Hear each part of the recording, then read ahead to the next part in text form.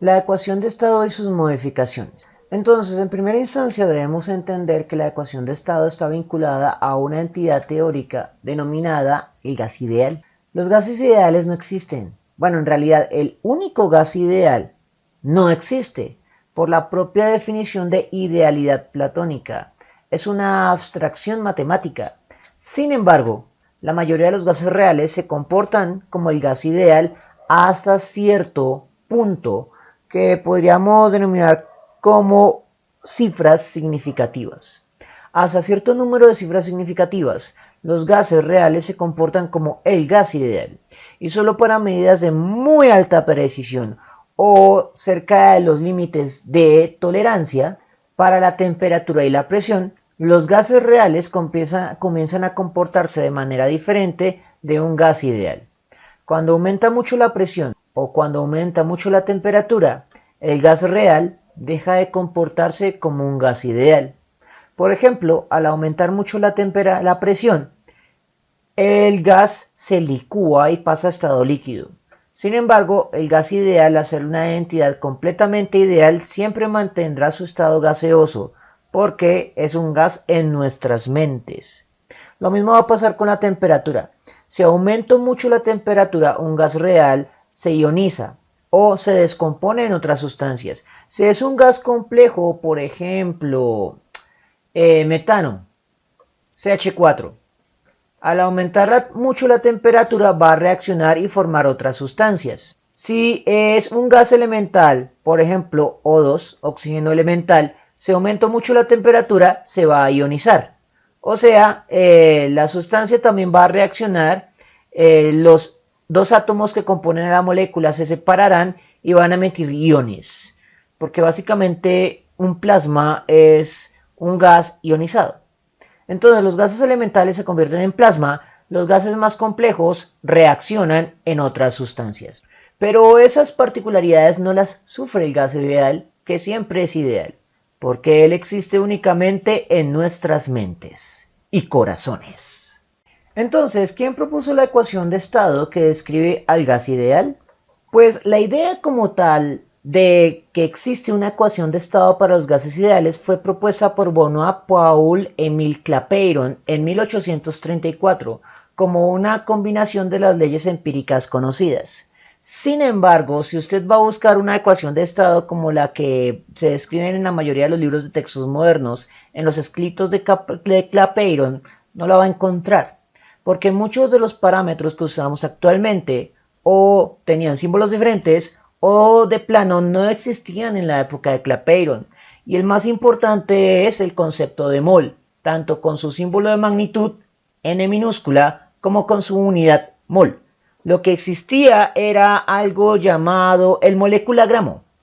Y aún así, ese concepto, que es mucho más antiguo que el mol, no surgió sino hasta 1858, cuando el físico-químico italiano Stanislao Cannizzaro propuso su técnica de utilizar el volumen estándar, 22.41 litros, que es la definición original del mol. Por lo tanto, las ecuaciones de Clapeyron no pueden interesarnos para este curso de química general debido a la generalidad de los propósitos de este curso de química. Sin embargo, es conveniente tener en cuenta que aunque la idea de una ecuación de estado es bastante antigua e incluso antecede al propio concepto de mol, la ecuación fue evolucionando con los años y ya para mediados del siglo XX del siglo pasado obtenemos algo como esto. Obtener la ley de los gases ideales a partir de las leyes empíricas de los gases de Avogadro y Gay-Lussac. La ley empírica de Avogadro para gases, o segunda ley de Avogadro según nuestra nomenclatura de nuestro curso de química general, establece que el volumen va a ser igual a una constante que llamamos el volumen molar multiplicado por la cantidad de sustancia. Mientras que la ley de Gay-Lussac establece que la presión va a ser igual a una constante multiplicada por la temperatura. Por lo tanto, vamos a multiplicar ambas ecuaciones. Y una multiplicación de ecuaciones es algo muy simple. Multiplicamos todos los miembros que se encuentran a la izquierda, o sea, queda volumen por presión. Multiplicamos todos los miembros que están a la derecha, volumen molar cantidad de sustancia por constante por temperatura. Y aquí es donde viene la magia. Volumen molar y constante, ambas son constantes, y cualquier operación entre constantes da como resultado una nueva constante. Y si usted ya reconoce la ley de los gases ideales, sabrá que esa constante resultante no es otra que la constante de los gases ideales. Finalmente, solo queda reorganizar la ecuación para que quede bonita, es decir, PV igual a nRT. Pero los términos ya están ahí. Es simplemente reorganizar los términos. Y así se obtiene la ley de los gases ideales a partir de dos leyes empíricas de los gases. Es poco probable que Clapeyron no hubiera utilizado esta estrategia para poder deducir la ley de los gases ideales, entre otras, porque en su tiempo no existía el término cantidad de sustancia. Entonces, tomando la ecuación que acabamos de demostrar, debemos reconocer un detalle importante. Es una ecuación de estado estático. O en otras palabras, empleando la nomenclatura que usamos para las leyes empíricas, esta es la forma estática de la ecuación de estado. El asunto es que esta ecuación de estado es un instrumento increíblemente poderoso que tiene diversas formas dinámicas, diversas reducciones, diversas expansiones, que contiene en sí misma todo el curso matemático de química general. Solo que normalmente no avanzamos mucho en la descripción de todo lo que se puede hacer con ella. En la lección anterior, por ejemplo, vimos que ella contiene a las 4 leyes empíricas, la ley de Boyle, la ley de Charles, la ley de Gay-Lussac y la ley que no es empírica en ese caso, pero que de todas maneras se ve en conjunto, la segunda ley de Avogadro.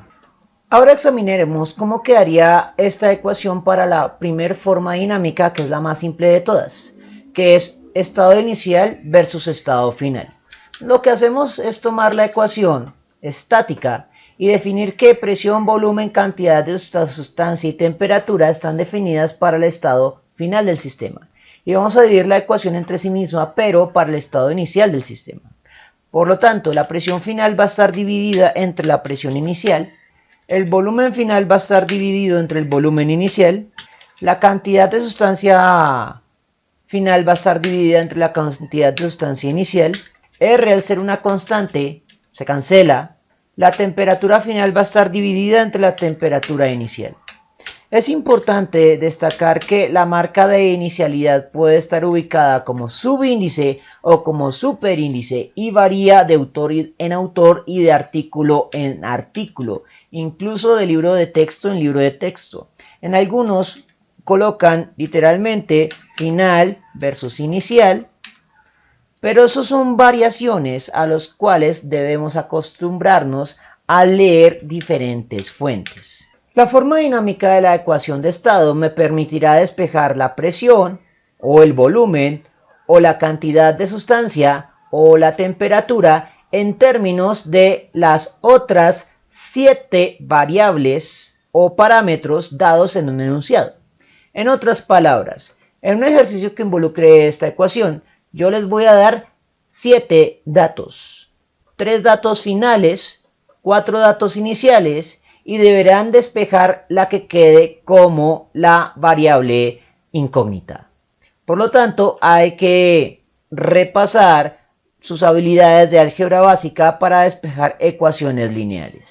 Por ejemplo, si en un enunciado me piden calcular la cantidad de sustancia final, lo que debo hacer es pasar la cantidad de sustancia inicial a multiplicar. Y el cociente de temperaturas, la temperatura inicial pasa a multiplicar, la temperatura final pasa a dividir. Y finalmente expresamos la ecuación de manera elegante, con lo cual puedo calcular la cantidad de sustancia final en términos de la cantidad de sustancia inicial. Observe que todos los otros 3 cocientes forman cocientes de variable semejante con unidad semejante. Por lo tanto, las unidades de presión, las unidades de volumen y las unidades de temperatura deben poderse cancelar. Si no sucede esto, hay que hacer conversiones de unidades para que las unidades se puedan cancelar. Sin embargo, con la forma analítica ya es mucho más fácil realizar el análisis dimensional, lo cual acelera la aritmética de los ejercicios. En cualquier caso, tenga en cuenta que como mínimo puedo colocar 4 tipos de enunciados. Uno para calcular cantidad de sustancia, otro para calcular presión, otro para calcular volumen, otro para calcular temperatura en caso de que yo solo quiera hacer preguntas sobre los parámetros finales. Pero como también puedo hacer preguntas sobre los iniciales, puedo sacar otra serie de 4 preguntas. O sea, en total puedo tener variaciones, 8 tipos de variaciones de ejercicios con esta sola ecuación. Sin embargo, ese no es el único tipo de variación que podemos ejecutar con la ecuación de estado. También existen otras variaciones que corresponden a las cantidades de sustancia y por lo tanto una variación que también va a experimentar la segunda ley de Avogadro, y es el hecho de que en el laboratorio no existen balanzas para moles, existen balanzas para gramos. En consecuencia, las leyes de los gases deben poderse expresar para la masa en gramos, y para hacer esto debemos emplear una definición auxiliar. Dicha definición auxiliar es la definición de la masa molar original. La masa molar de una sustancia, y aquí la identidad de la sustancia es relevante, va a ser igual al cociente que ocurre entre la masa de la sustancia y la cantidad de sustancia. Esta expresión, ya sea a la segunda ley de Avogadro, ya sea a la ecuación de estado en su forma estática o a la ecuación de estado en su forma dinámica. Entonces miremos cómo quedaría. Vamos a examinar con detenimiento el caso de la segunda ley de Avogadro porque eso genera la legendaria técnica de Cannizzaro. Entonces vamos a escribir la segunda ley de Avogadro definida con identidad. El volumen de un gas con identidad va a ser igual a la constante llamada volumen molar multiplicado por la cantidad de la sustancia de ese gas que tiene una identidad. Lo que vamos a hacer es expresar esta ecuación, pero en lugar de cantidad de sustancia debemos poder emplear la masa. Una estrategia primitiva es realizar el cálculo a 2 pasos. Es decir, primero, calcular la masa de la sustancia empleando la masa molar. Por lo tanto, hay que calcular la masa molar. Luego, calcular la masa. Luego, calcular el volumen. Pero también podemos fusionar las ecuaciones empleando nuestras habilidades en álgebra. Lo primero que puedo hacer es lo siguiente. Tomo la definición de la masa molar. Paso la cantidad de sustancia a multiplicar mandando la masa molar a dividir. Como sé que cantidad de sustancia es esta misma cantidad de sustancia y la puedo reemplazar por este cociente, lo hago. Así que con esto tengo la segunda ley de Avogadro, pero para la masa del gas. Pero de todas maneras deberé calcular la masa molar del gas por separado. Y para ello el enunciado me debe dar la identidad. Sin embargo, para la técnica de Cannizzaro tenemos otros pasos importantes. En época de Cannizzaro no conocían la masa molar y de hecho era lo que pretendían poder calcular. Por lo tanto, en una técnica de Cannizzaro, lo que hago es tomar esta ecuación. Paso la masa molar a multiplicar y el volumen a dividir. Ahora puedo calcular la masa molar de la sustancia, conociendo el volumen molar, que se define como 22.41 litros en cada mol de sustancia, definido por las condiciones estándar de un gas, 0 grados Celsius y 200 y una atmósfera de presión. Recuerden que bajo estas condiciones estándar, el volumen molar siempre se estandariza a los 22.41 litros. Por lo tanto, este valor es una constante que manejaba Cannizzaro. Y el cociente masa sobre volumen es otro parámetro conocido. Una definición fundamental, que es la densidad. La densidad de un gas es igual al precisamente cociente masa sobre volumen. Por lo tanto, en época de Cannizzaro, las densidades de los gases en condiciones estándar sí se conocían y estaban en tablas. Por lo tanto, simplemente es reemplazar el cociente masa sobre volumen por la densidad, lo cual nos permite calcular la masa molar de un gas sin conocer su identidad molecular, o sea, sin conocer su fórmula molecular, pero conociendo su densidad y conociendo el volumen molar. Y esa ecuación es básicamente lo que fundamenta la técnica de Cannizzaro. Tenga en cuenta, nuevamente, que aunque esta es la ecuación que fundamenta teóricamente en la actualidad, o sea que le da un sentido a la técnica de Cannizzaro, Cannizzaro como tal no conocía la ecuación, sino que empleaba técnicas aritméticas que representaban a esta ecuación. Lo que pasa es que nuestras representaciones son más cortas, porque contamos con una mayor cantidad de lenguaje matemático, que se ha ido acuñando a lo largo de los años. En general, para la química, quien acuña el lenguaje matemático es la IUPAC, la misma de la nomenclatura química, pero la nomenclatura química que hemos visto hasta ahora está contenida en algo llamado el libro rojo, la nomenclatura inorgánica. En su curso de química orgánica verán otro tipo de nomenclatura para sustancias orgánicas, que está contenida en algo llamado el libro azul de la IUPAC. Los símbolos matemáticos también son parte del lenguaje matemático reglado por la IUPAC, y eso está contenido en otro libro de color, el libro de oro de la IUPAC. Allí es donde están contenidas las sugerencias para la mayoría de los símbolos matemáticos que empleamos en este curso. En cualquier caso, es muy difícil subestimar la importancia de la técnica de Cannizzaro para la historia de la química. Antes de 1858, no existía un criterio claro de cómo poder medir los pesos atómicos, es decir, esos valores que usted encuentra en su tabla periódica de mano. Por ejemplo, que el carbono pesa 12, que el hidrógeno pesa 1, cosas como esas. Hasta ese momento existían incluso discrepancias en los pesos atómicos de algunos elementos, por ejemplo el nitrógeno.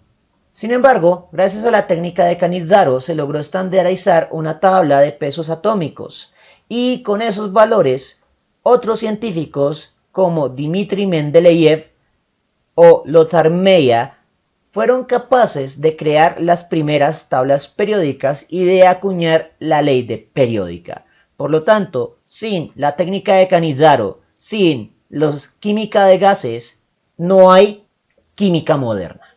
En cualquier caso, en términos de ejercicios de lápiz y papel, van a haber ejercicios de lápiz y papel para esta ecuación también.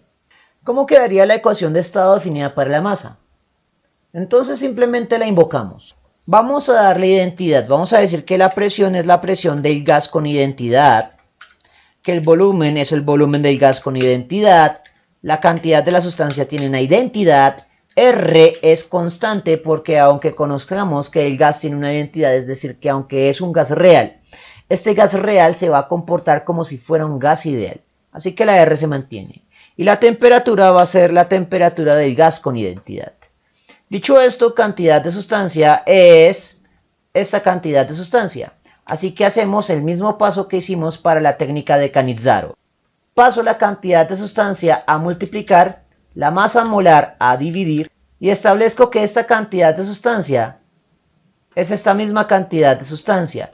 Por lo tanto, puedo reemplazar por el cociente masa sobre la masa molar, con lo cual obtengo la ecuación de estado definida para la masa en gramos, en lugar de para la cantidad de sustancia en moles. Por lo tanto, esto me permite resolver ejercicios donde me dan gramos de un gas en lugar de los moles del gas. Nuevamente, usted debe entrenar sus habilidades algebraicas porque en un ejercicio de lápiz y papel se le puede preguntar por la temperatura, se le puede preguntar por la presión, se le puede preguntar por la masa, se le puede preguntar por el volumen e incluso se le puede preguntar por la masa molar, ya que esta ecuación permite variaciones de la técnica de Cannizzaro, en los cuales el volumen molar no es 22.41 litros porque se están empleando condiciones de presión diferentes a una atmósfera y condiciones de temperatura diferentes de 0 grados Celsius. Ahora, ¿cómo quedaría esta ecuación para la forma dinámica elemental de estado inicial y estado final? Pues básicamente tomamos la ecuación y la dividimos entre sí misma. La presión del gas final multiplicando la presión del gas inicial dividiendo. El volumen del gas final multiplicando el volumen del gas inicial dividiendo. La masa del gas multiplicando la masa del gas inicial dividiendo. La masa molar del gas no cambia entre los dos estados porque estamos asumiendo que es el mismo gas al que le hemos cambiado alguna de sus propiedades de presión, volumen o temperatura. Por lo tanto, la masa molar inicial es igual a la masa molar final. Por lo tanto, la masa molar se cancela. Lo mismo pasa con la constante de los gases ideales. Es constante entre los dos estados y por lo tanto también se cancela. La temperatura del gas final se divide entre la temperatura inicial del gas. Con lo cual obtenemos la forma dinámica de la ecuación de estado, pero definida para las masas del gas en gramos, en lugar de para las cantidades de gas en moles. Y existen otras variaciones que se pueden hacer. Por ejemplo, si tomo esta ecuación y despejo los cocientes que corresponderían a masa sobre volumen, por ejemplo, paso la masa inicial del gas a multiplicar y el volumen final del gas a dividir, obtengo dos cocientes de masa sobre volumen que son densidades. Solo que esta de acá es la densidad final y esta de acá es la densidad inicial. Y las paso a un cociente. Con lo cual obtengo otra forma de la ecuación de estado que me permite procesar presiones, temperaturas y densidades. Por lo tanto, para los ejercicios de lápiz y papel que corresponden a la ecuación de estado, tenemos una amplia gama de modificaciones posibles. Por lo tanto, es importante que usted desarrolle la flexibilidad suficiente para poder leer muy bien el enunciado, ver lo que le están dando, ver lo que le están pidiendo y poder modificar la ecuación de estado de acuerdo a lo que sea necesario. No voy a avanzar más en la teoría porque esta ecuación de estado tiene un montón más de posturas diferentes. Y podría pasarme horas mencionando otras cosas que se pueden hacer con esto. Pero vamos a dejarlo hasta aquí para que puedan hacer ejemplos de ejercicios de lápiz y papel que involucren algunas de estas situaciones y ecuaciones. Tengan en cuenta que históricamente, nuevamente recalco, la ecuación para la técnica de Cannizzaro es relevante porque sin ella no tendríamos tabla periódica. Bien, eso fue todo por el momento. En la descripción del video voy a dejar enlaces a más ejercicios sobre las leyes de los gases y sus aspectos teóricos. Si les gustó el video no olviden suscribirse, darle like y especialmente compartirlo. Eso mantiene vivo a este canal y nos vemos en una próxima oportunidad.